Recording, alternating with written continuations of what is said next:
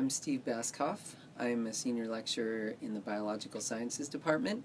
My interest in trees around here began when I was a grad student and my teacher started telling us things about the trees on campus. That got me interested in the history of the trees and figuring out where all the biggest trees are. And I started an Arboretum website and got into all kinds of nerdy details about the historical aspects of the trees and things like that. So I kind of got sucked into it that way. When Vanderbilt was founded in 1875, there were virtually no trees here. In the Battle of Nashville, almost all the trees that had not gotten chopped down for agriculture also got cut down, either to make it impossible for the enemy to hide or for fireworks or for building breastworks or things like that. And so if you look at the pictures of this area, there are virtually no trees.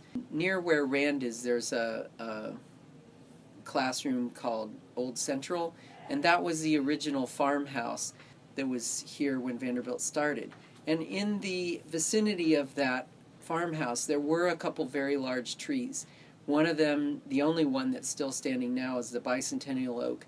But there was also a very large oak tree that was known as the Garland oak. It's right near the patio of Rand. And the species of that oak tree was the Overcup oak. And that's where the name of the pub came from. So there were these three large oak trees that were in the vicinity of the farmhouse, and a couple scattered trees in other places. But otherwise, all the trees that we see on Vanderbilt now pretty much have been planted. Bishop McTeer, who was the person who talked Cornelius Vanderbilt into giving the money to start the university, he was kind of a tree planting maniac, you could say. He was said to have planted over 1,000 trees around campus. And so if you look at the early photos of campus, you can see them. They're just little small sticks. And then you look around 1900 and they're maybe 20 feet tall.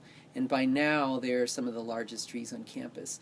There aren't a lot of them left, but there's probably at least maybe 10 to 20 trees on campus that date back from the very first years in which McTeer was building the university and living on campus. Vanderbilt campus has kind of a ecology of its own.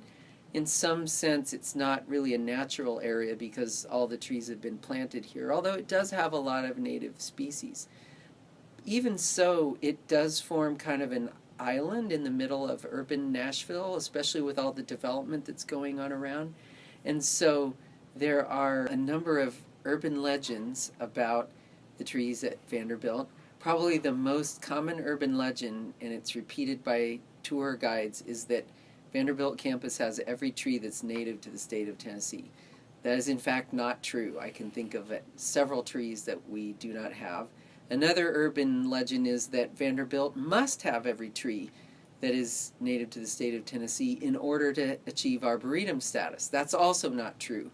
There really aren't particular rules about calling yourself an Arboretum. You just have to have trees, and then usually it's preferable to have them labeled and things like that. But there aren't any particular rules about that. There are a couple species of trees that have very interesting stories. One of my favorite is the Osage orange tree. You may have noticed those. They have giant green lumpy fruits that fall on the ground. And one of the things that always seems weird is, like, why would a tree make these big green fruits and then just have them fall down and lie in heaps on the ground? And the problem is that there's a missing piece of the story.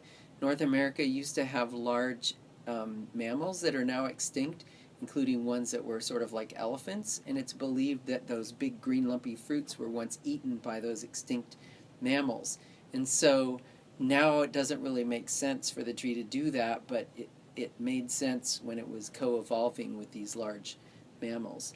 September elm is an interesting species of tree that is kind of endemic to the Nashville area, so it's not really very widespread. Nashville is kind of like the center of its geographic range.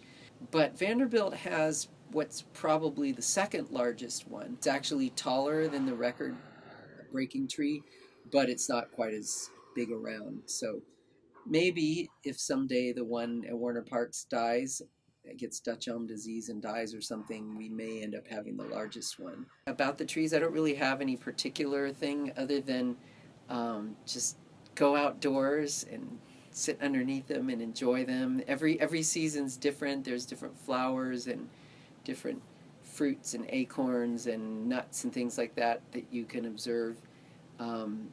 So just enjoy how the trees change over the season, and just sit under an awesome tree and relax, I think.